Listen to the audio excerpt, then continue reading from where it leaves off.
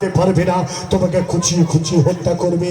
এই জন্য সর্বশ্রেণীর মানুষ, নারী পুরুষ আবাল বৃদ্ধ বনিতা প্রয়োজনে অর্থ দিয়ে সাহায্য করে সারা ভারতবর্ষের বাড়িতে ওয়াকফের বিলকে বাতিল করার জন্য, ওয়াকফকে রিজেক্ট করার জন্য আমরা তীব্রতর থেকে তীব্র বৃহত্তর আন্দোলন করে এই ওয়াকফের বিলকে রিজেক্ট করব। জোরে বলেন ইনশাআল্লাহ।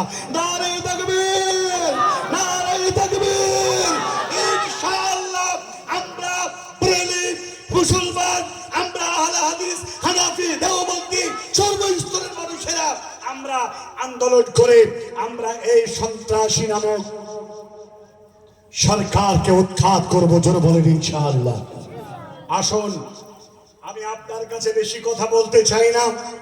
মুসলমান, মুসলমান, তুমি মরলেই তোমার জন্য কবরস্থান, তোমার জমিনটুকু তোমাকে দাফন করার জন্য তারা দেবে না। তোমার জমিনটাকেও কেড়ে দিবে। তোমার বাপ দাদা 14 বছর 14 পুরুষেরা আজকে কবর গাড়ায় তারা নিমজ্জিত হয়েছে। এই কবর গাড়াতে তারা নর্তকীদের বাস করতে পারে, মদের ভাটি করতে পারে, তারা ঘুরে তুলে ফেলে বেইজ্জতি করবে। একটা গোরস্থানকেও তারা ঠিক রাখবে না। তারা বড় বড় প্রজেক্ট খুলে, বড় কোম্পানি খুলে দিয়ে মুসলমানদের কোনো অস্তিত্ব রাখবে না। এই জন্যে আমি আপনার কাছে বলতে চাই, আসুন এই কানুনের বিরোধিতা করে জালসা দিয়ে আজকে যে জায়গায় সুন্দরভাবে বিচরণ করছেন, এই জায়গাটা আগামী দিন পাবেন না। ফিলিস্তিনের মুসলমান বাইতুল আকসাকে রক্ষা করার জন্য তারা রাত দিন তারা প্রাণ দিচ্ছে। বাইতুল আকসার মুসলমান একজন আমার সাথে বাইতুল্লাহ কাবায় দেখা হয়েছিল। আমি তাকে বলছি, সালাম আলাইকুম, কেফা আলাইকুম, তা কুইজ।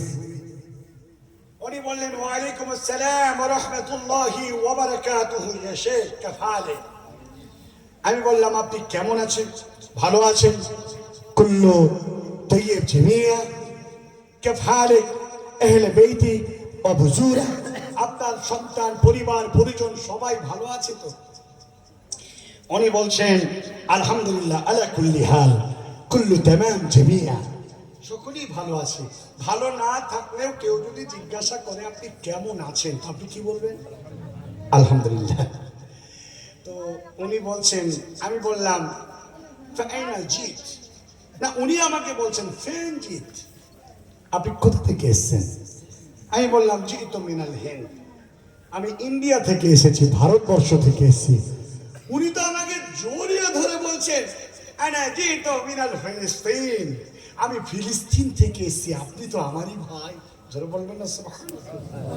ফিলিস্তিনের মুসলমান, ভারতের মুসলমান, আরাবিয়ান মুসলমান, ইরাকের মুসলমান, লিবিয়া আরাকানের মুসলমান, সোমালিয়ার মুসলমান, গাজার মুসলমান, রাফার মুসলমান, সমস্ত মুসলমান আমরা ভাই ভাই, কথা ঠিক কিনা?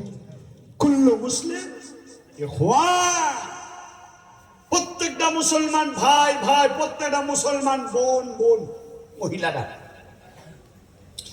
এই অবস্থায় অনেকগুলো কথা গল্প করতে করতে আমি বললাম, কেফ হালিক এনতেল মামলুক, আপনার কান্ট্রির অবস্থাটা কি?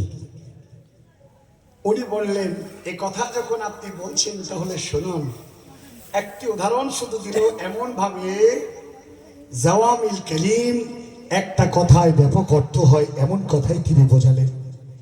আমরা গাজার মুসলমান, ফিলিস্তিনের মুসলমান, আমরা যখন বাড়ি থেকে বেরিয়ে যাই, বিবি বাল বাচ্চা মা বাবা সবার কাছে আমরা সালাম নিয়ে বেরিয়ে যাই, কারণ আমাদের মাথার উপরে মানে বৃষ্টির মতো, শিলা বর্ষণের মতো বোম এটা বর্ষণ হয়, মুহূর্তের মধ্যে মরে যাবে। একটা ছেলে বাড়ি থেকে বেরিয়ে যাবে, এই ছেলেটা ফিরে আসবে না, এটাই 100% সত্য। আর যদি কেউ ফিরে আসে, উনি বলছেন, যদি কেউ ফিরে আসে তো অবাক চিত্তে তার দিকে তন্ময় চিত্তে তাকাবে, তুমি আসলে কি করে? আজও কোনো যুবক বাড়ি থেকে বেরিয়ে এলে সাধারণত ফিরে আসে না, শহীদ হয়ে যায়। আমরা এই কবলের মাধ্যম দিয়ে ফিলিস্তিনের মুসলমান আমরা জীবিত আছি, বেঁচে আছি এখনো পর্যন্ত।